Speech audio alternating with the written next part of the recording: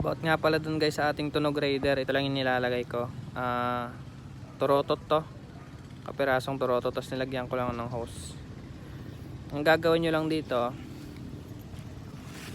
kung meron pa kayong air suction valve o ASB stock, yung para sa emission, ito siya guys, ito yan, i-disconnect nyo lang yan yung pupuntang airbox. So connect nyo na ito, connect nyo na itong DIY nating ram air kuno. Yan, ganyan ang tsura nya. Okay, sound check.